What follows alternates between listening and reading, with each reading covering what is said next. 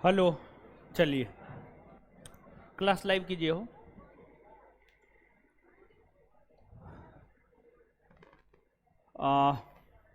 जो है आपको पहला चैप्टर का क्वेश्चन भेज दिए थे, आंसर नहीं डाले हैं। आंसर काहे डालेंगे? आंसर काहे डालेंगे? क्लास में जब बताना है तो आंसर काहे डालेंगे? ठीक है, क्लास में तो बताना ही है, क्लास में तो क्वेश्चन करवाना ही है, इसलिए आंसर नहीं डाले। चलिए आ जाइए, सबसे पहले पिछले क्लास में पढ़े हुए चीजों का रिवीजन कर लेते हैं और फिर जो है चैप्टर 1 के क्वेश्चन को देखना प्रारंभ कर देंगे। ठीक है, चलिए। अंडमान निकोबार द्वीप समूह का सबसे बड़ा द्वीप मध्य अंडमान। सबसे उत्तरी द्वीप लैंडफॉल, लैंड। सबसे दक्षिणी द्वीप ग्रेट निकोबार। 3 गुना रॉस द्वीप, रॉस का नाम बदलकर सुभाष चंद्र बोस। और फिर नील, नील का नाम बदलकर शहीद। और हेबलॉक, हेबलॉक का नाम बदलकर स्वराज। कितने द्वीप है? कितना परमाणव? 11। परवाल, क्या परवाल? आकृति घोड़े के नाल। सबसे बड़ा द्वीप ऑन्ड्रेट, लक्षद्वीप का सबसे बड़ा द्वीप ऑन्ड्रेट। देश का प्रथम द्वीपीय जिला माजुली। देश का प्रथम द्वीपीय जिला क्या? यह किस नदी द्वारा निर्मित? किस नदी द्वारा? क्या? ब्रह्मपुत्र। न्यूमूर द्वीप किस राज्य में है? ना, गलत है। क्वेश्चन ये होता, न्यूमूर द्वीप को लेकर किन 2 देशों के बीच विवाद है? हाँ, भारत और व्हीलर द्वीप किस राज्य में? ओडिशा में ना। इसका नया नाम एपीजे अब्दुल कलाम। पुलिकट झील को बंगाल की खाड़ी से कौन?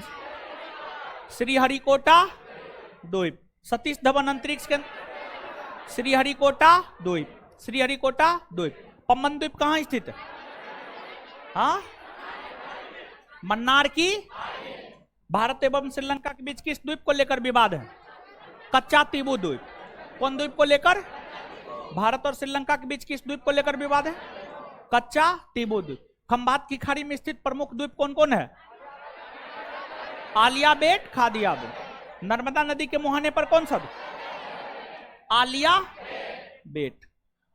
हिंद महासागर में स्थित कौन कौन से द्वीप है जिन पर यूके, यूनाइटेड किंगडम का अधिकार है? Chagos archipelago, Diego Garcia. Coco द्वीप, हर्ट द्वीप तथा शॉक द्वीप पर किस देश का? ऑस्ट्रेलिया। किस देश का? किन किन द्वीपों पर फ्रांस का अधिकार है? देखिए, देखिए नो, क्रोजेट द्वीप, क्रोजेट द्वीप हो गया, सेंट पॉल द्वीप हो गया, ये सब पर फ्रांस का अधिकार है। हिंद महासागर में स्थित द्वीपीय देश कौन सा है? Seychelles, Mauritius. Seychelles, Mauritius. किस सागर में? अरब। हिंद महासागर की सबसे गहरी खाई जावा खाई।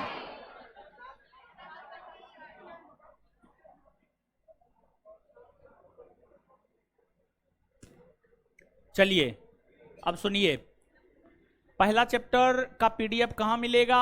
तो पहला चैप्टर का पीडीएफ मिलेगा संस्थान के टेलीग्राम चैनल पर। संस्थान का टेलीग्राम चैनल है किस नाम से? ज्ञान बिंदु जीएस एकेडमी पटना। ज्ञान बिंदु जीएस एकेडमी पटना नाम से है।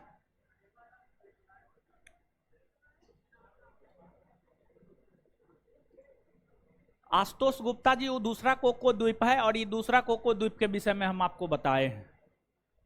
ठीक है, चलिए।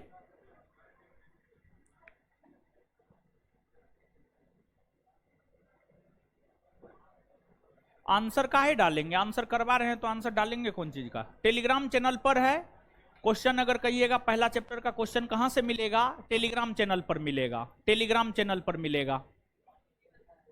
ठीक है, आ जाइए। हाँ, कल क्लास नहीं हुआ था, एप्लीकेशन पर भी रात में अपलोड करवा देंगे, टेलीग्राम पे जाकर के ले लीजिए, ठीक है। हाँ डाले हैं, टेलीग्राम पे डाल दिए हैं, दिने में डाल दिए थे क्या जी, दिन में ही डाल दिए थे, उस पे नहीं आया है, एकदम आया है, क्या बात करते हैं। पीडीएफ सेक्शन में भी मिल जाएगा, ठीक है, बोलिएगा पीडीएफ सेक्शन में भी डाल देगा जी, ठीक है। चलिए आ जाइए क्वेश्चन पे।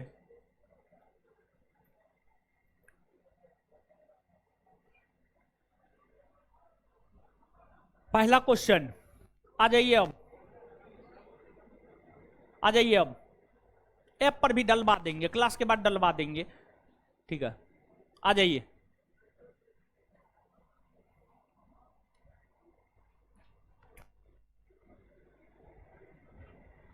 प्राचीन भारतीय भौगोलिक मान्यता के अनुसार भारतवर्ष किस द्वीप का अंग था? जम्बू द्वीप का। किसका अंग था? जम्बू द्वीप, जम्बू द्वीप का अंग था, जम्बू द्वीप।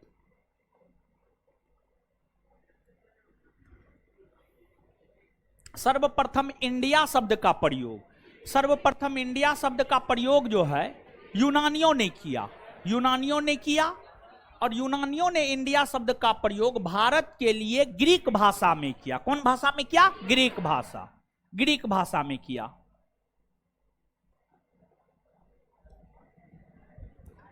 भारत की मुख्य भूमि की दक्षिणी सीमा, मुख्य भूमि की दक्षिणी सीमा 8 डिग्री 4 मिनट उत्तरी अक्षांश रेखा, 8 डिग्री 4 मिनट उत्तरी अक्षांश रेखा।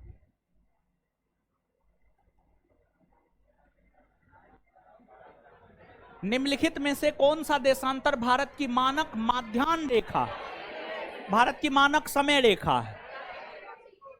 82.5 डिग्री पूरब, 82.5 डिग्री पूरब, डी होगा, 82.5 डिग्री पूरब।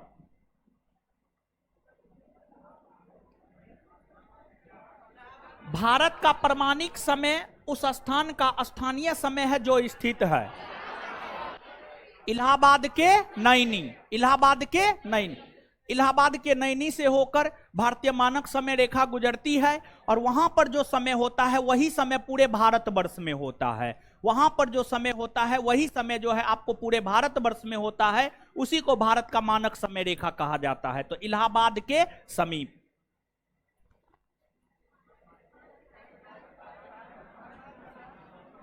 इंडियन स्टैंडर्ड टाइम और ग्रीनविच मीन टाइम में कितने का अंतर? 5.5 घंटा, 5.5 घंटा का अंतर है, 5 घंटा 30 मिनट का अंतर है। ये सब समझाना होगा ना? एकदम नहीं, सब चीज समझाए हुए हैं। भारत का धूर दक्षिणी भाग की भूमध्य रेखा से दूरी कितनी है?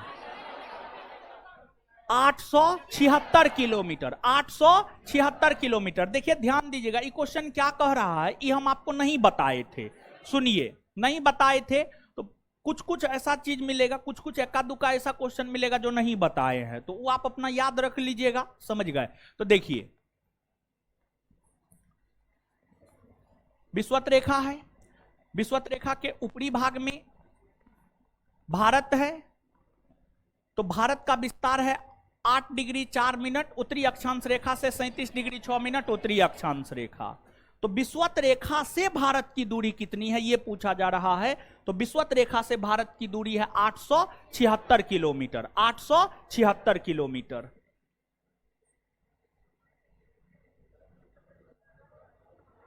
भारत की स्थलीय सीमा की लंबाई कितनी है? भारत की स्थलीय सीमा की लंबाई 15,200 किलोमीटर।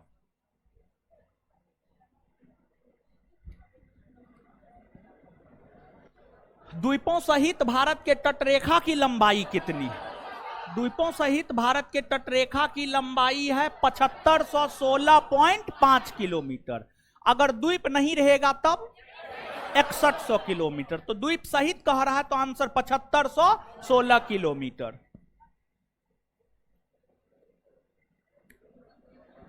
भारत की उत्तर से दक्षिण तक की लंबाई 3214 किलोमीटर, 3214 किलोमीटर। भारत की पूरब से पश्चिम की लंबाई 2933 किलोमीटर, 2933 किलोमीटर, 2933 किलोमीटर।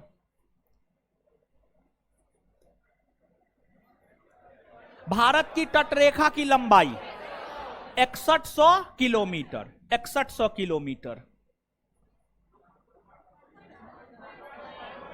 भारत का क्षेत्रफल विश्व के कुल भौगोलिक क्षेत्रफल का कितना प्रतिशत? 2.42%, 2.42%।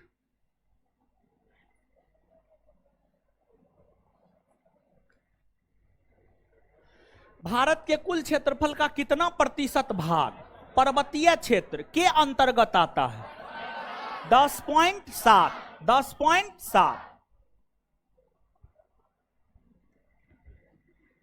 संपूर्ण भारत के कितने प्रतिशत भूभाग पर पर्वत और पहाड़ी का विस्तार है? देखिए, याद कीजिए, पर्वत है 10.7 और पहाड़ है 18.6, 18 तो जोड़िएगा, 7 6 13, 8 1 9, 29.3। आंसर क्या हो जाएगा? 29.3, 29.3।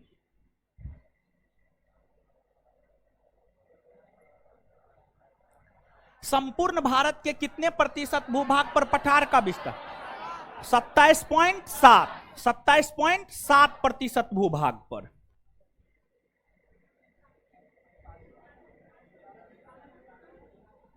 संपूर्ण भारत के कितने प्रतिशत भूभाग पर मैदान का विस्तार? 43.0, 43.0। समुद्र में भारत की प्रादेशिक सीमा का विस्तार कहां तक है? 12 समुद्री मील, 12 समुद्री मील। भारत का संलग्न क्षेत्र प्रादेशिक जल सीमा के आगे कितना समुद्री मील? हाँ, प्रादेशिक जल सीमा के आगे पूछ रहा, 12 होगा। क्या होगा? 12, 12 होगा, 12 होगा। तट रेखा से पूछता तब 24 हो जाता, प्रादेशिक जल सीमा के बाद पूछ रहा है तो 12 होगा। क्या होगा? 12। भारत का एकांतिक आर्थिक क्षेत्र संलग्न क्षेत्र के आगे कितने समुद्री मील की दूरी? 200 समुद्री मील। कितना? 200 समुद्री मील। भारत के कितने राज्य समुद्र के किनारे? कितने राज्य? 9, 9 राज्य है। कितने राज्य है? 9 राज्य। जानते हैं ना? गुजरात, महाराष्ट्र, गोवा, कर्नाटक, केरल, तमिलनाडु। रेखा आर्कटिक रेखा, आर्कटिक 66.5 डिग्री उत्तरी अक्षांश रेखा।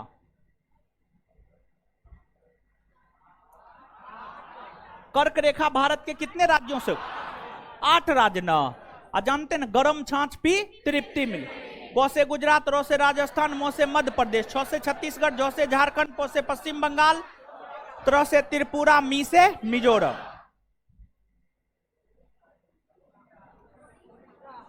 निम्नलिखित में से किस राज्य से होकर कर्क रेखा नहीं गुजरती है? किससे होकर नहीं? ओडिशा से होकर नहीं गुजरती है। भारत का वह राज्य जिससे होकर कर्क रेखा गुजरती है क्या होगा? झारखंड ना। उत्तर प्रदेश, हिमाचल प्रदेश, बिहार से नहीं ना गुजरती? नहीं।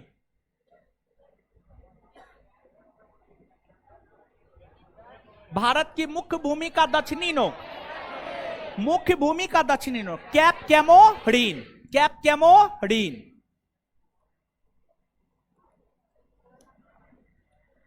भारत के दक्षिण में सबसे दूरस्थ स्थल कौन है? इंदिरा पॉइंट ना। 6 डिग्री 4 मिनट उत्तरी अक्षांश रेखा, इंदिरा पॉइंट, इंदिरा पॉइंट।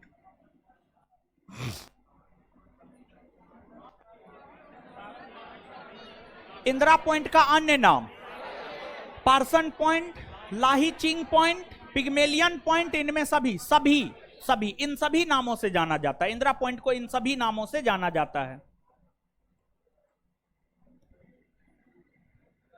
निम्नलिखित में से कौन सा स्थान भूमध्य रेखा के निकटतम स्थित है? Cape Comorin, Rameswaram, Indira point, Indira col. देखिए, कैप कैमोरीन है 8 डिग्री 4 मिनट उत्तरी अक्षांश रेखा, इंदिरा पॉइंट है 6 डिग्री 4 मिनट उत्तरी अक्षांश रेखा, रामेश्वरम है लगभग 9-10 डिग्री के आसपास आ जाएगा। इंदिरा कॉल है 37 डिग्री 6 मिनट, 37 डिग्री 6 मिनट। तो क्या होगा उत्तर? इंदिरा पॉइंट। इंदिरा पॉइंट होगा ना, इंदिरा पॉइंट होगा।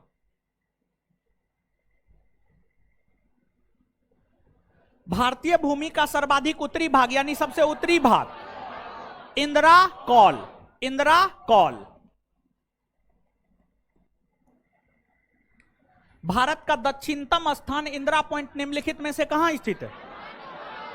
अंडमान निकोबार द्वीप समूह, अंडमान निकोबार द्वीप समूह। भारत की मुख्य भूमि को रामेश्वरम द्वीप से कौन अलग करता है?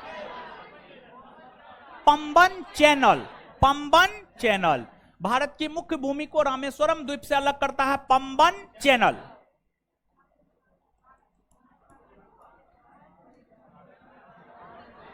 आदम ब्रिज, आदम ब्रिज मतलब राम सेतु।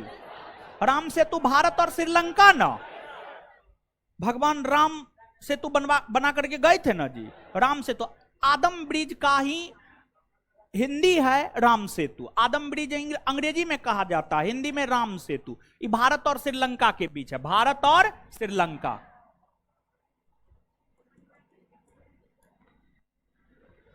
निम्नलिखित में से कौन सा जलाशय अंडमान और निकोबार द्वीप समूह को अलग करता है? 10 degree channel, 10 degree channel. Duncan pass, दक्षिणी अंडमान और लिटिल अंडमान, दक्षिणी अंडमान और लिटिल अंडमान, यानी दक्षिणी अंडमान और छोटा अंडमान, दक्षिणी अंडमान और छोटा अंडमान।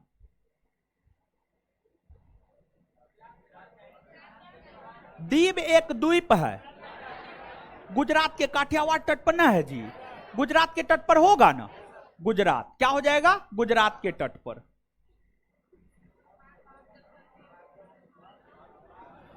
भारत और श्रीलंका को अलग करने वाली जल राशि पाक, पाक जल संधि। अच्छा, ग्रेट चैनल किसको अलग करता है? ग्रेट चैनल सुमात्रा को ग्रेट निकोबार से, सुमात्रा को ग्रेट निको, और 10 डिग्री चैनल अंडमान को निको, 8 डिग्री चैनल मालदीव को मिनिकॉय से, मालदीव को।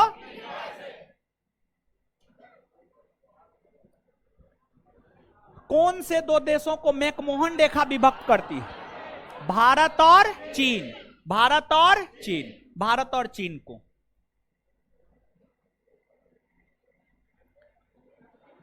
भारत और पाकिस्तान के बीच अंतरराष्ट्रीय सीमा किसके द्वारा, किसके द्वारा? रेड क्लिफ ना, रेड क्लिफ का निर्धारण हुआ था 17 अगस्त 1947, 17 अगस्त 1900।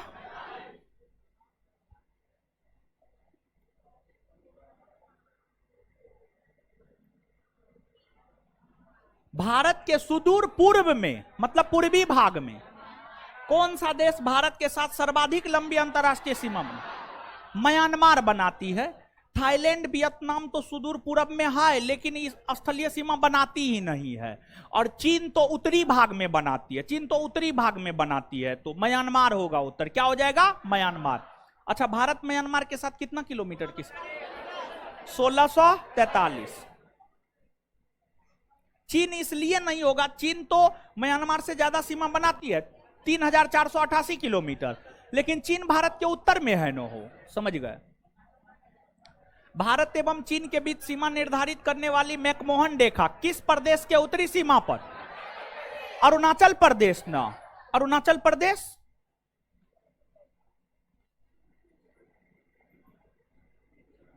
निम्नलिखित में से किस देश के साथ भारत की अंतरराष्ट्रीय सीमा नहीं लगती है?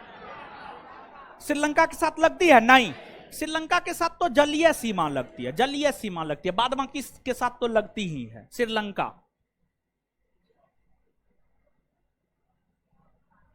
निम्नलिखित में से कौन सा देश भारतीय उपमहाद्वीप के अंतर्गत शामिल नहीं किया जाता है?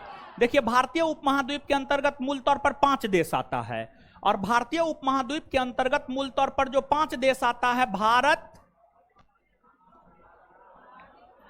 पाकिस्तान, 1488। तो सबसे लंबी सीमा बांग्लादेश ना।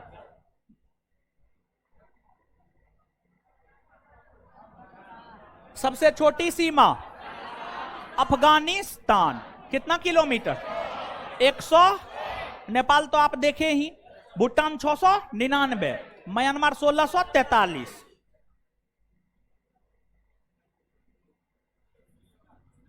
भारत को निम्नलिखित भौतिक प्रदेशों में विभाजित किया जा सकता है: हिमालय, गंगा का मैदान, दक्षिणी पठार एवं राजस्थान का मैदान ना, पर्वतीय प्रदेश, हिमानी प्रदेश, नदी घाटी प्रदेश, हिमालय प्रदेश ना, दक्षिणी पठारी प्रदेश, सागर तटीय द्वीपीय हिमालय प्रदेश ना, उत्तरी पर्वतीय प्रदेश, बृहद मैदानी प्रदेश, दक्षिणी प्रायद्वीपीय प्रदेश, सागर तटीय। यही इसका तो ये भी तो पश्चिमी भाग हो गया। मालाबार, केरल, केरल पश्चिमी भाग में है ना। केरल के तट को मालाबार कहते हैं ना। जब एबीसी नहीं होगा तो क्या होगा? डी होगा। पश्चिमी तट का भाग नहीं है डी। कोरोमंडल, कोरोमंडल तट पूर्वी तट का भाग है, पूर्वी तट का भाग है, पूर्वी तट का भाग है, समझ गए। और जो है तमिलनाडु का तट, तमिलनाडु का तट पूर्वी तट, कोरोमंडल, कोरोमंडल उत्तर होगा। भारत का पूर्वी समुद्री तट किस नाम से जाना जाता? पूर्वी, कोरोमंडल तट, कोरोमंडल तट।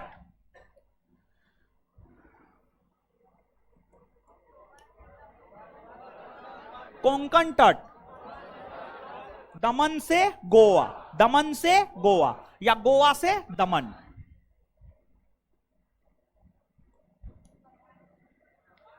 लक्षद्वीप समूह के द्वीपों की उत्पत्ति किस प्रकार से हुई? प्रवाल उत्पत्ति, प्रवाल उत्पत्ति ना।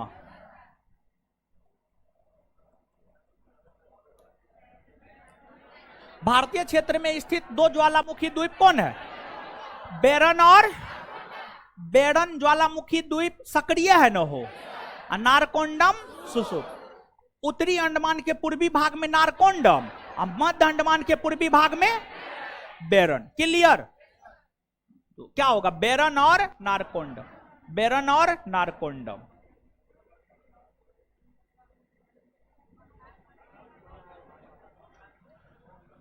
न्यूमूर द्वीप कहां है? बंगाल की खाड़ी में ना। बांग्लादेश और बंगाल के सीमा पर है। बंगाल की खाड़ी में भारत और बांग्लादेश के बीच विवाद है। बंगाल की खाड़ी।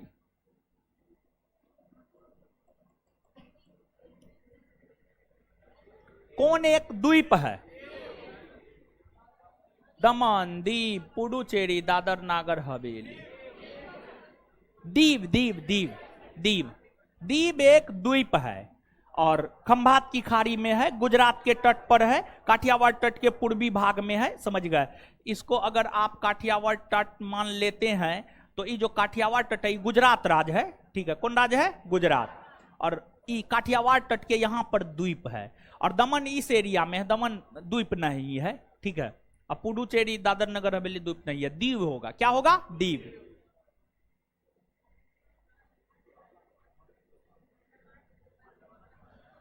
स्वतंत्रता से पूर्व कौन सा भारतीय क्षेत्र काला पानी के नाम से जाना जाता था? देखिए, अंडमान निकोबार द्वीप समूह की राजधानी पोर्ट ब्लेयर। अब पोर्ट ब्लेयर में सेलुलर जेल था और जब किसी भारतीय क्रांतिकारी को काला पानी की सजा सुनाई जाती थी तो उसे सेलुलर जेल में ही भेजा जाता था। सेलुलर जेल में भेजा जाता था तो काला पानी के क्षेत्र के नाम से जाना जाता है अंडमान निकोबार द्वीप समूह। अंडमान निकोबार द्वीप समूह।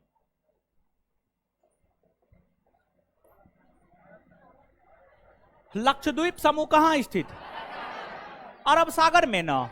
अरब सागर में।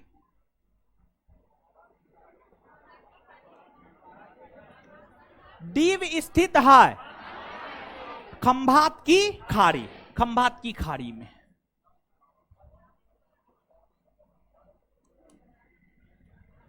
कौन सा द्वीप भारत और श्रीलंका के मध्य स्थित है? रामेश्वरम, रामेश्वरम।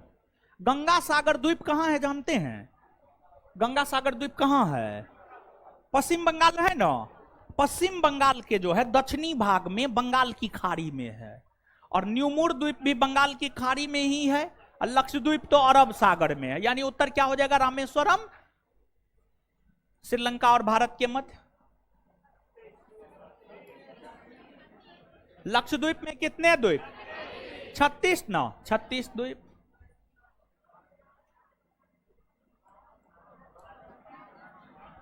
थार मरुभूमि कहां है? राजस्थान में ना। अब थार मरुभूमि का विस्तार सिर्फ भारत में ही है, पाकिस्तान में भी न है। यानी भूले ना है आप लोग ना। देखिए, दक्षिण गंगोत्री क्या है? सुनिए सुनिए, विश्व मानचित्र पर देखिएगा तो उत्तरी ध्रुवीय क्षेत्र ऊपर, नीचे दक्षिणी ध्रुवीय क्षेत्र। नीचे दक्षिणी ध्रुवीय क्षेत्र में अंटार्कटिका महादेश है। कौन महादेश है? अंटार्कटिका। अंटार्कटिका महादेश है। जो अंटार्कटिका महादेश है ना, अंटार्कटिका महादेश पर मानव नहीं रहता है। इसका 98% हिस्सा जो है ना बर्फ से ढका हुआ है, बर्फ से ढका हुआ है। और इस महादेश का प्रयोग विश्व के सभी देश अपने अनुसंधान हेतु करता है। विश्व के सभी देश यहां पर जाकर के अपना रिसर्च करता है। विश्व के सभी देश यहां पर जाकर के अपना साइंटिफिक रिसर्च करता है, वैज्ञानिक शोध करता है, जिस वजह से अंटार्कटिका महादेश को विज्ञान को समर्पित महादेश कहा जाता है। और आपको अंटार्कटिका महादेश पर भारत अभी तक अपना 3 मिशन भेजा है, मैत्री और भारती।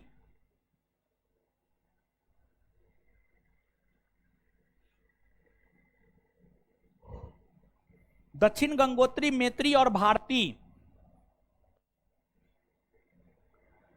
दक्षिण गंगोत्री, मैत्री और भारती।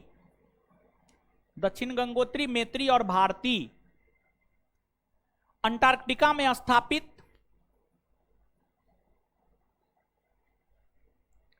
दक्षिण गंगोत्री, मैत्री और भारती अंटार्कटिका में स्थित भारतीय वैज्ञानिक अनुसंधान केंद्र है। भारतीय वैज्ञानिक अनुसंधान केंद्र है। भारतीय वैज्ञानिक अनुसंधान केंद्र है। भारतीय वैज्ञानिक अनुसंधान केंद्र है। उसी में अंटार्कटिका महादेश को विज्ञान को समर्पित महादेश कहा जाता है। अंटार्कटिका महादेश को विज्ञान को समर्पित महादेश कहा जाता है।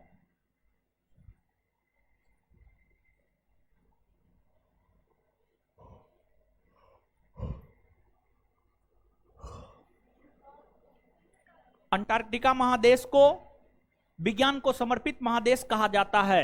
अंटार्कटिका महादेश को विज्ञान को समर्पित महादेश कहा जाता है। Full stop. चलिए, वर्तमान में भारत के किस स्थान को सफेद पानी के नाम से जाना जाता है? सबसे बड़ा ग्लेशियर कौन? सियाचिन ना। ग्लेशियर मतलब बर्फ का बड़ा टुकड़ा, समझ गए? तो सफेद पानी का के नाम से जाना जाता है सियाचिन ग्लेशियर को। किसको? सियाचिन ग्लेशियर। कितना किलोमीटर में फैला हुआ? 76 किलोमीटर में। हाँ,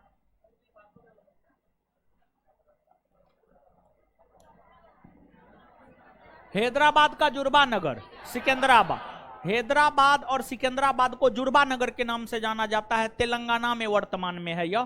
तो हैदराबाद का जुर्बा नगर है सिकंदराबाद।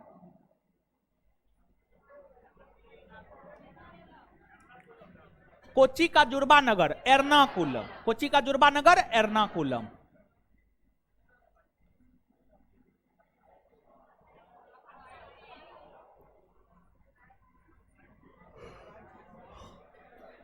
लद्दाख राज्य का वह हिस्सा जिस पर चीन का अधिकार है, अक्साई चीन। अक्साई चीन कहलाता है।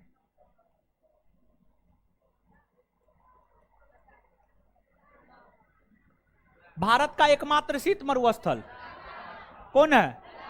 लद्दाख ना। लद्दाख। अच्छा, भारत का सफेद मरुस्थल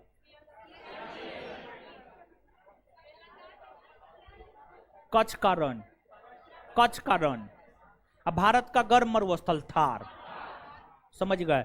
भारत का शीत मरुस्थल लद्दाख, सफेद मरुस्थल कच्छ का रण, गर्म मरुस्थल थार। ये बात नहीं बताएं, नीचे से लिख लीजिए, नहीं बताएं तो नीचे से लिखिए एक लाइन। भारत का सफेद मरुस्थल, भारत का सफेद मरुस्थल, भारत का सफेद मरुस्थल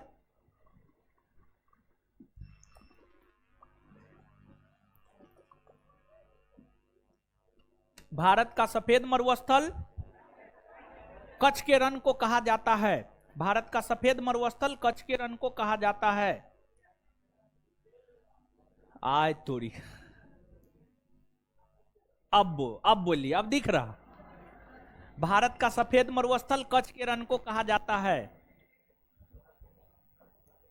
कच्छ के रण को कहा जाता है। लिख लिए ना अब? हाँ। भारत का क्षेत्रफल कितना है? 32,87,263 वर्ग किलोमीटर। 32,87,263 वर्ग किलोमीटर।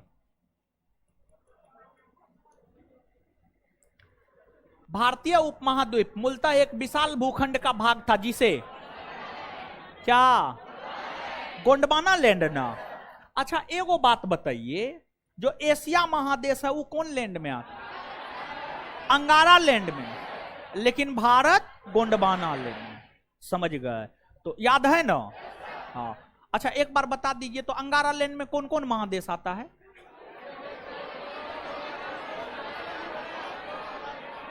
उत्तरी अमेरिका, यूरोप, एशिया। ग्रीनलैंड नहीं आता है। गोंडवाना लैंड में दक्षिणी America, Africa, Australia, Antarctica, Bharat. चलिए याद है आप लोग? कौन सा राज्य कर्क रेखा के उत्तर में स्थित है? बताइए, बताए थे ना। कर्क रेखा के उत्तर में कौन है, दक्षिण में कौन है? नहीं बताए थे। बताइए आंसर। मणिपुर होगा ना? कोई कंफ्यूजन नहीं ना है? हाँ। झारखंड, मिजोरम, त्रिपुरा तो होबे नहीं करेगा, ये सबसे तो गुजरबे करती है। समझ गए? तो ये तो उत्तर दक्षिण होगा नहीं एकदम।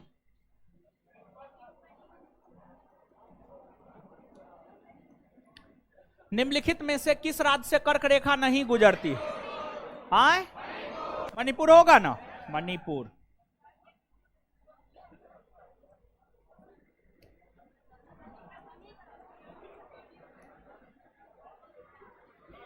कौन सा कथन सत्य है? पहला, भारत पूर्णतया उत्तरी गोलार्ध में। हाँ, पूरा उत्तरी गोलार्ध में है। भारत की आकृति चतुष्कोणीय है। हाँ। क्षेत्रफल की दृष्टि से भारत विश्व में 7वां, जनसंख्या की दृष्टि से दूसरा। उपर्युक्त सभी कथन सत्य है।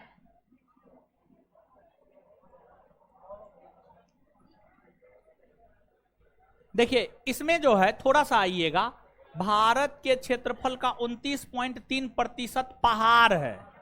पहाड़ शब्द जोड़िए, पठार है, मैदान है। अब ही क्वेश्चन सही हुआ। ठीक है, अब सही हुआ। ठीक है, ये जोड़ लीजिएगा अपना क्वेश्चन में।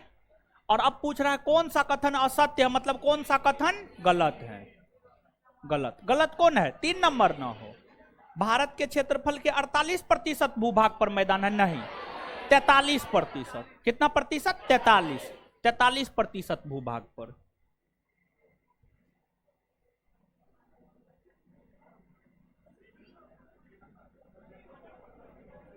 भारत के उत्तर के मैदान से संबंधित निम्नलिखित में से कौन सा कथन असत्य है, मतलब कौन सा कथन गलत है?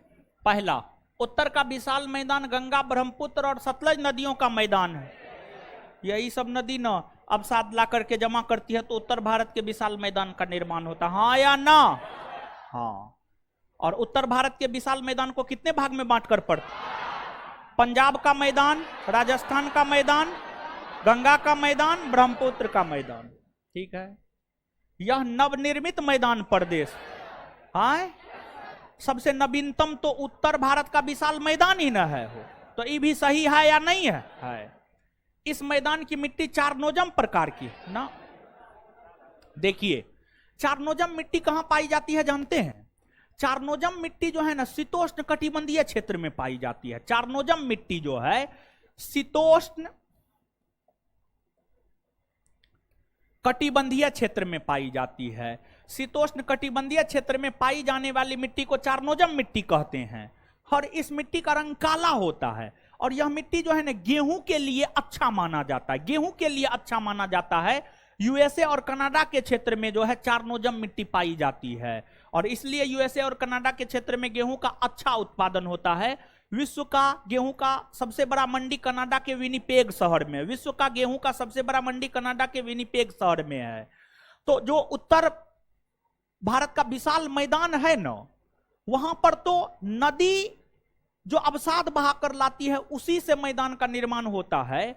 तो नदियों के द्वारा बहाकर लाए गए मृदा को जलोढ़ मृदा कहा जाता है। जल के द्वारा बहाकर, नदियों के द्वारा बहाकर लाए गए मृदा को जलोढ़ मृदा कहा जाता है। तो इस मैदान की मिट्टी चारनोजम नहीं है, बल्कि चारनोजम जो है शीतोष्ण कटिबंधीय क्षेत्र की मिट्टी है, जिसका रंग काला होता है, गेहूं की खेती के लिए उपयुक्त माना जाता है। और उत्तर भारत के विशाल मैदानी क्षेत्र में जलोढ़ मिट्टी पाई जाती है। उत्तर भारत के विशाल मैदानी क्षेत्र में चारनोजम नहीं बल्कि जलोढ़ मिट्टी पाई जाती है। और जलोढ़ मृदा की अगर हम बात करें तो जो जलोढ़ मृदा है काफी उपजाऊ मृदा है।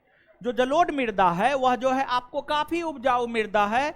और सबसे ज्यादा जलोढ़ मृदा उत्तर प्रदेश में पाई जाती है, फिर बिहार में, समझ गए। तो इसलिए उत्तर प्रदेश बिहार के क्षेत्र में हर प्रकार के फसल का उत्पादन होता है। जलोढ़ मृदा में लगभग हर प्रकार का फसल उत्पादित हो जाएगा। जलोढ़ मृदा में जो है लगभग हर प्रकार का फसल उत्पादित हो जाएगा। जैसे सलाई रिंच समझते हैं, जैसे रिंच में भी नंबर आता है, 14 नंबर, 15 नंबर, 16 नंबर, 17 नंबर, यानी जो भी नंबर आता है। और उसी में एक सलाई रिंच होता है। और सलाई रिंच में जो है कसना होता है, समझ गए। जहां पे जितना पे कसना है उतना पे कस दीजिए। तो जो जलोढ़ मृदा है ना, जलोढ़ मृदा सलाई रिंच है एक प्रकार से कहिए। मतलब वहां पर हर प्रकार के फसल का उत्पादन हो जाता है, समझ गए। तो ये बात हो जाएगा। नीचे से एक लाइन लिखिएगा तो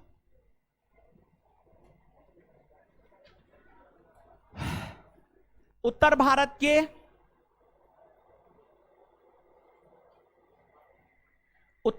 के विशाल मैदानी क्षेत्र में, उत्तर भारत के विशाल मैदानी क्षेत्र में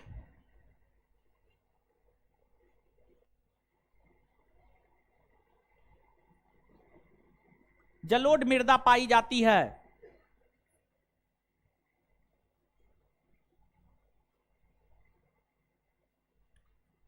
यह मृदा सबसे अधिक उपजाऊ होती है।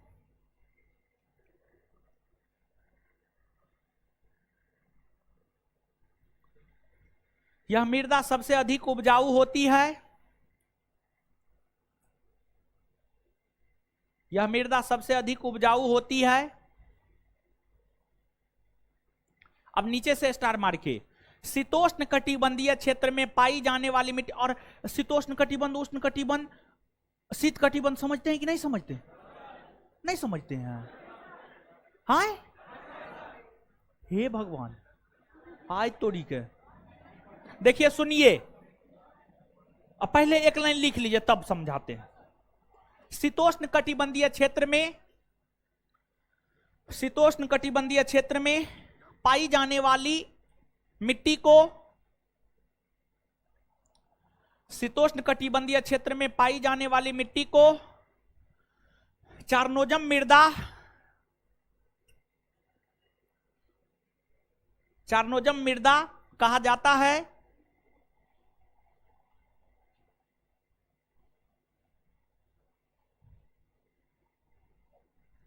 इस मिट्टी का रंग प्रायः काली होती है। इस मिट्टी का रंग प्रायः काली होती है।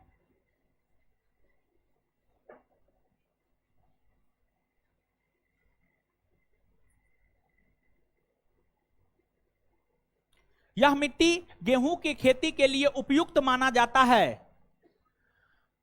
यह मिट्टी गेहूं की खेती के लिए उपयुक्त माना जाता है।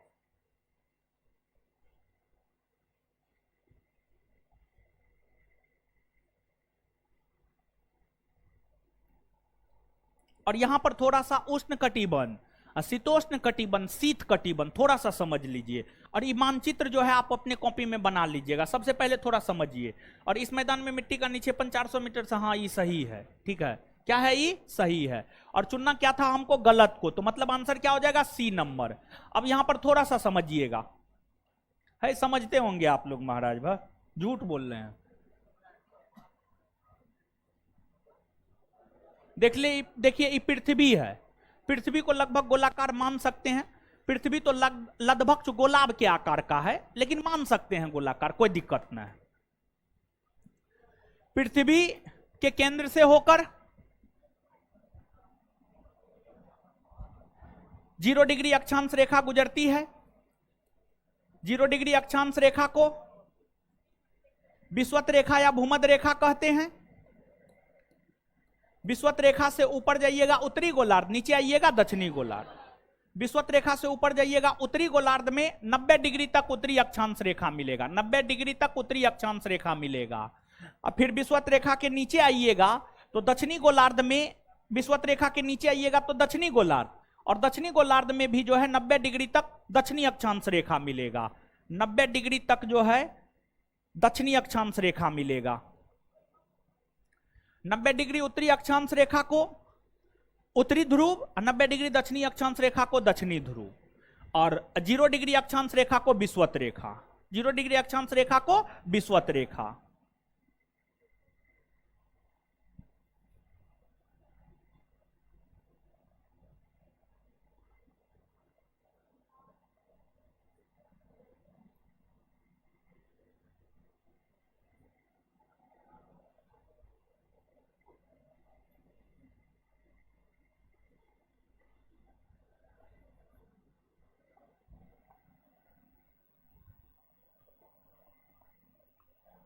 चलिए देखिए, ध्यान दीजिएगा। आप ऊपर जाइएगा, एक 23.5 डिग्री उत्तरी अक्षांश रेखा मिलेगा, उत्तरी अक्षांश रेखा। इससे ऊपर जाइएगा 66.5 डिग्री उत्तरी अक्षांश रेखा मिलेगा। नीचे आइएगा 23.5 डिग्री दक्षिणी अक्षांश रेखा मिलेगा। फिर इससे भी नीचे आइएगा तो 66.5 डिग्री दक्षिणी अक्षांश रेखा मिलेगा। ठीक है। और पृथ्वी है। जैसे एक बात समझिए, आपको जो है घर में किसी को भी जरूरत होता है पैसा का, तो किससे मांगते हैं? पिताजी से, क्योंकि कमाने वाले सिर्फ पिताजी होते हैं। तो वैसे ही जो ये ब्रह्मांड है ना, ब्रह्मांड में एक सौर मंडल है, सोलर सिस्टम है। और जो सोलर सिस्टम है, सोलर सिस्टम के अंतर्गत जैसे परिवार में मम्मी पापा दादा दादी भाई बहन सब आता है, वैसे ही सौर मंडल भी एक परिवार है जिसे सौर परिवार कहा जाता है। सौर परिवार में सूर्य, ग्रह, उपग्रह, उल्का, क्षुद्र ग्रह सब आता है। और सौर परिवार में एकमात्र तारा सूर्य है। ब्रह्मांड में अनेकों तारे हैं, लेकिन सौर मंडल में एकमात्र तारा है सूर्य। तारा उसको कहा जाता है जिसके पास अपनी उष्मा और प्रकाश हो। तारा उसको कहा जाता है जिसके पास अपनी उष्मा और प्रकाश हो। तो सौर मंडल में जो है एकमात्र तारा सूर्य है, एकमात्र सूर्य है जिसके पास उष्मा और प्रकाश है। तो सौर मंडल के अंतर्गत जो ग्रह, उपग्रह, उल्का, क्षुद्र ग्रह आता है, इन सभी को उष्मा और प्रकाश की प्राप्ति सूर्य से होती है। सौर मंडल का मुखिया सूर्य होता है। सौर मंडल का मुखिया कौन होता है? सूर्य। कौन होता है? सूर्य। और सौर परिवार को उष्मा और प्रकाश की प्राप्ति सूर्य से होती है। इतना बात क्लियर। अब सौर परिवार के अंतर्गत जो ग्रह आता है, ग्रहों की संख्या 8 है। ग्रहों की संख्या जो 8 है, उसमें एक ग्रह अपना पृथ्वी है। उसमें एक ग्रह अपना पृथ्वी है। और पृथ्वी को अद्भुत ग्रह कहा जाता है। पृथ्वी को अद्भुत ग्रह इसलिए कहा जाता है क्योंकि एकमात्र ग्रह पृथ्वी है जिस पर मानव निवास करता है। इसके अलावा अन्य किसी भी ग्रह पर मानव निवास नहीं करता है। पृथ्वी पर मानव के निवास करने के कारण ही जो है पृथ्वी को अद्भुत ग्रह कहा जाता है। तो पृथ्वी भी एक ग्रह है। इसको उष्मा और प्रकाश की प्राप्ति सूर्य से होती है। किससे होती है? सूर्य से। तो पृथ्वी को उष्मा और प्रकाश की प्राप्ति किससे होती है? सूर्य से, सन से, सन से। अब सूर्य की प्रकाश इस क्षेत्र में, मतलब 23.5 डिग्री उत्तरी अक्षांश रेखा से 23.5 डिग्री दक्षिणी अक्षांश रेखा के बीच में सीधी पड़ती है। और जब सूर्य की प्रकाश 23.5 डिग्री उत्तरी अक्षांश रेखा से 23.5 डिग्री दक्षिणी अक्षांश रेखा के बीच में सीधी पड़ती है, तो इस क्षेत्र में गर्मी अधिक होता है। जैसे आप दोपहर में 12 बजे सूर्य की किरणें पृथ्वी पर सीधी पड़ती है, तो दोपहर में 12 बजे देखेंगे गर्मी अधिक लगेगा आपको, दोपहर में 12 बजे। तो जहां पर सूर्य की प्रकाश सीधी पड़ती है गर्मी अधिक, वहीं सूर्य की प्रकाश जब तिरछी पड़ती है तो गर्मी कम होता है। जैसे सुबह के टाइम में, शाम के टाइम में आप देखिए, सुबह के टाइम में सूर्य तिरछी नजर आती है, शाम के टाइम में भी सूर्य तिरछी नजर आती है, और दोपहर के टाइम में सीधी नजर आती है।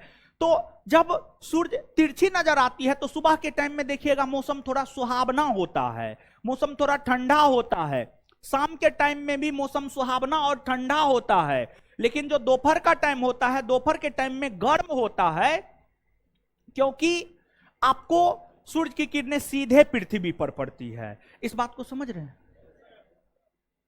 तो मॉर्निंग इवनिंग में जो है ठंडा मौसम होता है, क्योंकि सूर्य की किरणें तिरछी पड़ती है। दोपहर में गर्मी होता है क्योंकि सीधी पड़ती है। तो अब यहां पर सीधी पड़ती है तो गर्मी अधिक होगा ना हो, तो इस क्षेत्र में गर्मी अधिक होता है, जिस वजह से 23.5 डिग्री उत्तरी अक्षांश रेखा से 23.5 डिग्री दक्षिणी अक्षांश रेखा के बीच के क्षेत्र को उष्ण कटिबंधीय क्षेत्र कहा जाता है। क्या कहा जाता है? उष्ण कटिबंधीय क्षेत्र, उष्ण कटिबंधीय क्षेत्र। तो उष्ण कटिबंधीय क्षेत्र 23.5 डिग्री उत्तरी अक्षांश रेखा से 23.5 डिग्री दक्षिणी अक्षांश रेखा के बीच के क्षेत्र को क्या कहा जाता है? उष्ण कटिबंधीय क्षेत्र। फिर आपको 23.5 डिग्री उत्तरी अक्षांश रेखा से 66.5 डिग्री दक्षिणी अक्षांश रेखा के बीच के क्षेत्र को शीतोष्ण कटिबंधीय क्षेत्र कहा जाता है, शीतोष्ण कटिबंधीय क्षेत्र कहा जाता है। और इस क्षेत्र में ना तो गर्मी अधिक होती है ना ठंडा अधिक होती है, शीतोष्ण, शीत प्लस उष्ण। शीत का मतलब ठंडा, उष्ण का मतलब गर्म, जहां पर ना ज्यादा गर्मी हो ना ज्यादा ठंडा हो, ना ज्यादा गर्मी हो ना ज्यादा ठंडा हो, बल्कि मौसम जो है थोड़ा बहुत गर्म भी हो थोड़ा बहुत ठंडा भी हो, शीतोष्ण कटिबंधीय क्षेत्र कहलाता है। फिर जो ऊपरी हिस्सा है 66.5 डिग्री उत्तर से 90 डिग्री उत्तर, इसे शीत कटिबंधीय क्षेत्र कहा जाता है। यहां पर ठंडा काफी ज्यादा पड़ता है, यहां पर ठंडा काफी ज्यादा पड़ता है। फिर उसी प्रकार से आप नीचे आइएगा तो 23.5 डिग्री दक्षिणी अक्षांश रेखा से 66.5 डिग्री दक्षिणी अक्षांश रेखा, इस क्षेत्र को शीतोष्ण कटिबंधीय क्षेत्र कहा जाता है। और फिर जो है 66.5 से 90 डिग्री दक्षिणी अक्षांश रेखा के बीच के क्षेत्र को जो है शीत कटिबंधीय क्षेत्र कहा जाता है, शीत कटिबंधीय क्षेत्र कहा जाता है। तो अब तो आपको स्पष्ट हुआ होगा, यानी हम कह सकते हैं कि 23.5 डिग्री उत्तरी से 23.5 डिग्री दक्षिणी अक्षांश रेखा के बीच के क्षेत्र को उष्ण कटिबंधीय क्षेत्र, दोनों गोलार्ध में, उत्तरी गोलार्ध और दक्षिणी गोलार्ध में 23.5 से 66.5 डिग्री, 23.5 से 66.5 डिग्री के बीच के क्षेत्र को क्या कहते हैं? शीतोष्ण कटिबंधीय क्षेत्र। और दोनों गोलार्ध में 66.5 से 90 डिग्री के बीच के क्षेत्र को क्या कहते हैं? शीत कटिबंधीय क्षेत्र। क्या कहते हैं? शीत कटिबंधीय क्षेत्र। और हम लोग मानव हैं, और आप स्वयं इस बात को समझिए, आप तो फील कर रहे हैं हर चीज को, मौसम को भी फील करते हैं, आप हर चीज को फील करते हैं, गर्मी को, ठंडी को। आप स्वयं इस बात को सोचिए कि मानव ज्यादा गर्मी को बर्दाश्त कर सकता है? नहीं। मानव ज्यादा ठंडा को बर्दाश्त कर सकता है? नहीं। तो मानव जब ज्यादा गर्मी को बर्दाश्त नहीं कर सकता है, ज्यादा ठंडा को बर्दाश्त नहीं कर सकता है, तो क्या मानव शीत कटिबंध और उष्ण कटिबंध में सर्वाइव कर सकता है? नहीं। तो मानव सर्वाइव कर सकता है शीतोष्ण कटिबंधीय क्षेत्र में। तो मानव के रहने के लिए सबसे उपयुक्त दशा शीतोष्ण कटिबंधीय क्षेत्र में पाई जाती है। और शीतोष्ण कटिबंधीय क्षेत्र में इसलिए जनसंख्या घनत्व तो ज्यादा आपको देखने को मिलेगा। तो मानव के रहने के लिए जो सबसे उपयुक्त कटिबंध है वह शीतोष्ण कटिबंधीय क्षेत्र है, शीतोष्ण कटिबंधीय क्षेत्र है। बात कुछ समझ में आया? तो अब क्या करना है जानते हैं? एक लाइन लिखना है और उसके बाद इस फिगर को ड्रॉ कर लेना है, ठीक है? हाँ, कॉपी में, हाँ लिखिए, एक लाइन लिखिए। संपूर्ण पृथ्वी को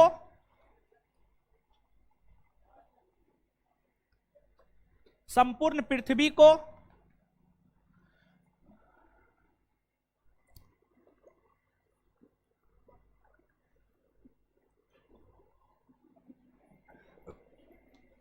संपूर्ण पृथ्वी को तीन ताप कटिबंधीय क्षेत्र में तीन ताप कटिबंधीय क्षेत्र में तीन ताप कटिबंधीय क्षेत्र में बांटा गया है।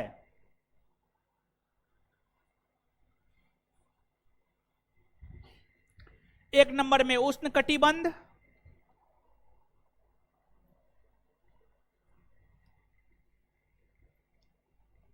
एक नंबर में उष्ण कटिबंध, दो नंबर में शीतोष्ण कटिबंध, तीन नंबर में शीत कटिबंध।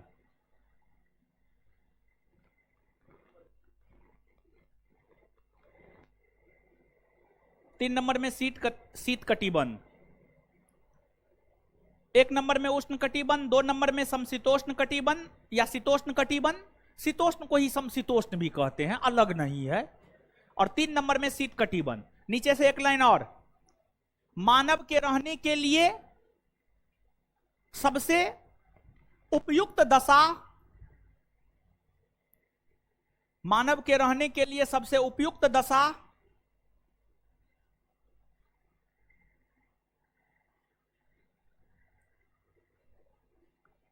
मानव के रहने के लिए सबसे उपयुक्त दशा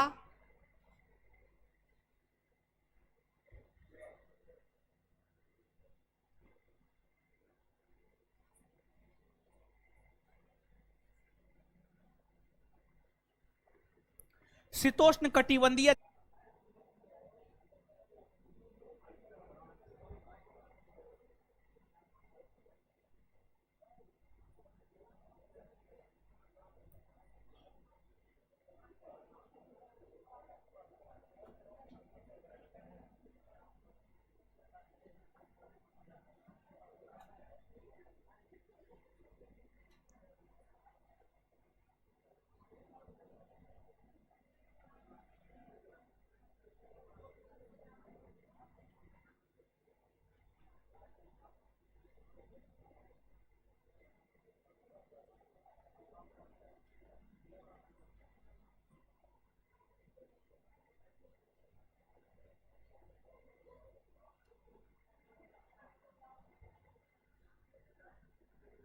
और इसको हटा दे यार तो।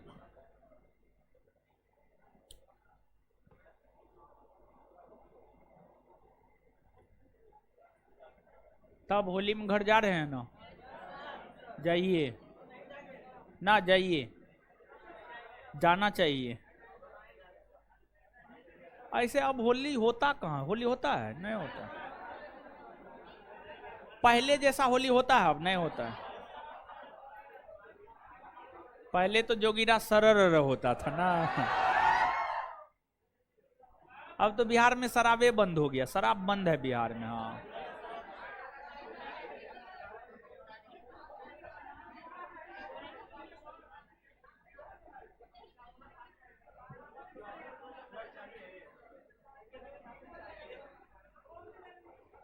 होम डिलीवरी ना।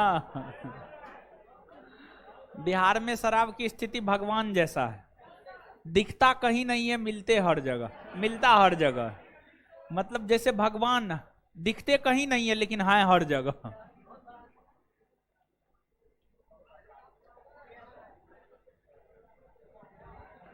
छाप लिए, आगे बढ़े, अब आगे बढ़ जाए ना।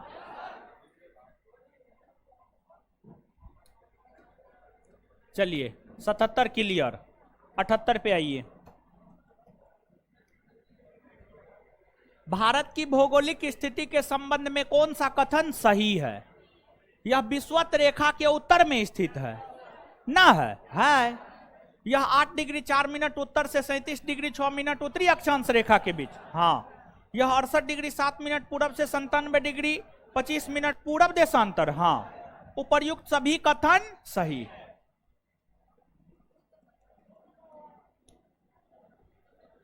किस भारतीय राज्य की सीमा सर्वाधिक राज्यों के साथ? उत्तर प्रदेश होगा ना।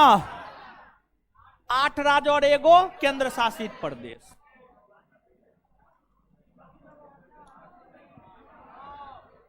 उत्तर प्रदेश की सीमाएं कितने राज्यों और केंद्र शासित? 9 ना। 8 गो राज्य और एगो केंद्र शासित प्रदेश ना, दोनों के साथ कह रहा है, 9 हो जाएगा। क्या हो जाएगा? 9। अच्छा एगो बात बताए, उत्तर प्रदेश सबसे लंबी सीमा किस राज्य के साथ? और सबसे छोटी? हिमाचल प्रदेश। भारत में कितने राज्य और केंद्र शासित प्रदेश? 28 राज्य व 8 केंद्र शासित प्रदेश। न्यूमूर द्वीप किन 2 देशों के मध्य? भारत और बांग्लादेश।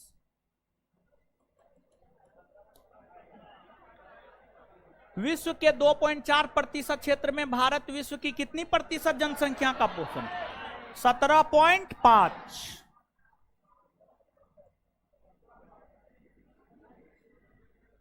कौन सा कथन असत्य है, मतलब कौन सा कथन गलत है? भारत की स्थल सीमा की लंबाई 15,200 सही है।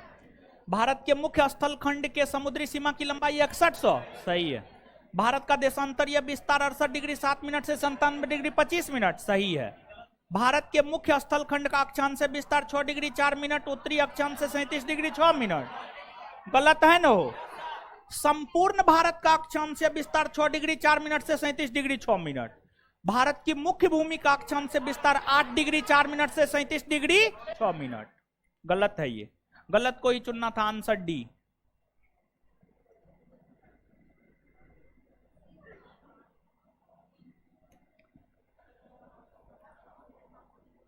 निम्नलिखित में कौन सा कथन असत्य है, मतलब कौन सा कथन गलत है? भारत का दक्षिणी बिंदु पिग्मेलियन पॉइंट है।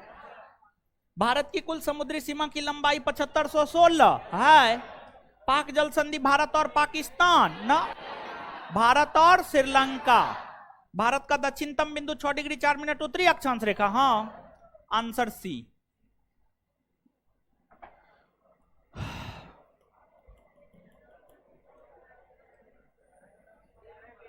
निम्नलिखित देशांतरों में से कौन सा रेखा भारत की परमाणिक याम्योत्तर रेखा है?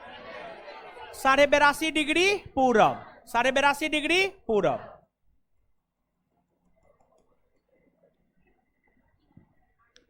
भारत अवस्थित है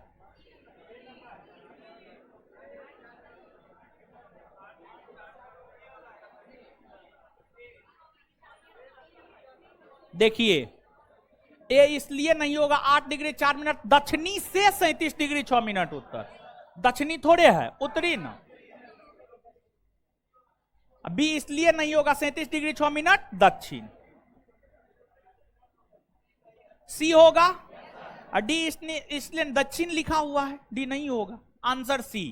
देखिए ऐसे भी करके फंसाता है, कितना ध्यान से चीजों को याद रखना होगा, पूरब पश्चिम। ठीक है,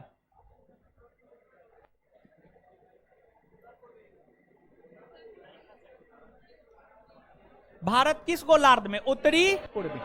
उत्तरी गोलार्ध और पूर्वी देशांतर यानी उत्तरी पूर्वी।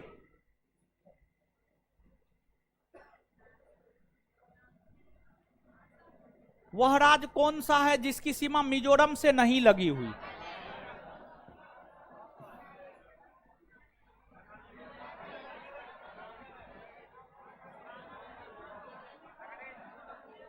म्यांमार तो लगाता है, मानचित्र देखिए ना, म्यांमार लगाता है, त्रिपुरा भी लगाता है,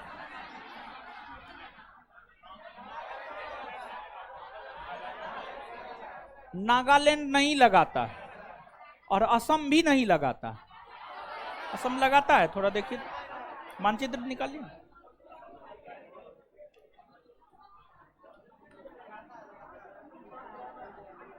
मिजोरम के साथ ना, क्या है मिजोरम? नहीं, असम लगाता है, असम लगाता है। नागालैंड होगा उत्तर, क्या होगा? नागालैंड।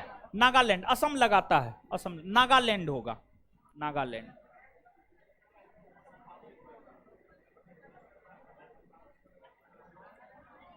निम्नलिखित में से वह क्षेत्र कौन सा है जिसकी सीमा अरुणाचल प्रदेश से नहीं लगती है? असम, असम लगती है, नागालैंड भी लगती है, भूटान, हाँ भूटान भी, भूटान भी। अरुणाचल प्रदेश को मानचित्र पर देखिए ना, इधर जो है आपको भूटान है, इधर चीन है, और नीचे जो है असम है, और इधर जो है नागालैंड है। समझ गए? इस एरिया में नागालैंड है। क्लियर है? तो आंसर क्या हो जाएगा? मणिपुर ना, मणिपुर, मणिपुर होगा।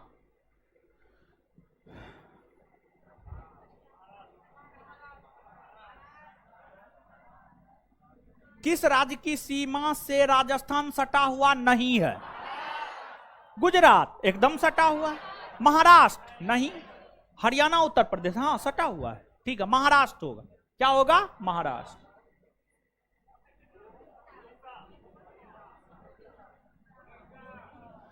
किस राज्य की सीमा मध्य प्रदेश की सीमा के साथ नहीं मिलती है? ओडिशा, ओडिशा जो है पश्चिमी चौथा, ओडिशा जो है ऊपर में झारखंड, इधर छत्तीसगढ़, और इधर आंध्र प्रदेश, आंध्र प्रदेश। तो ओडिशा तो आंध्र प्रदेश, और छत्तीसगढ़ झारखंड, झारखंड के साथ। तो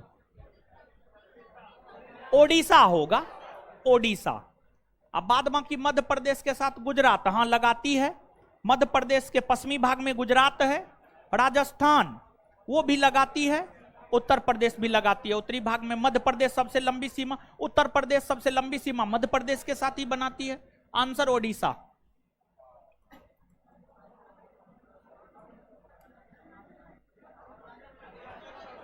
नेफा के नाम से अरुणाचल, और नेफा का full form north east frontier agency, north east frontier agency. Bharat की सबसे बड़ी सुरंग जवाहर सुरंग किस राज्य या केंद्र शासित प्रदेश? जम्मू कश्मीर, जम्मू कश्मीर में है।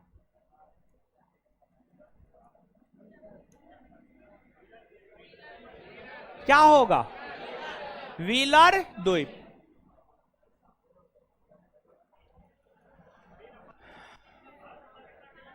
सियाचिन है।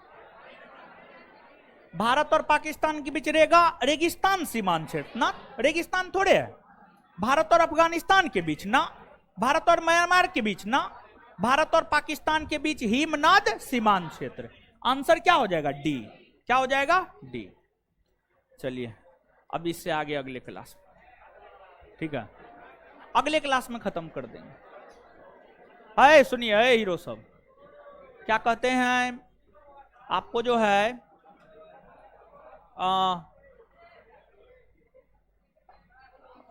100 क्वेश्चन याद करके आइएगा, अगले क्लास में पूछेंगे। बाद बाकी 250 है ना, कल 150 क्लियर कर देंगे। ठीक है, कल खत्म हो जाएगा। धन्यवाद। इससे आगे अगले क्लास में मिलेंगे।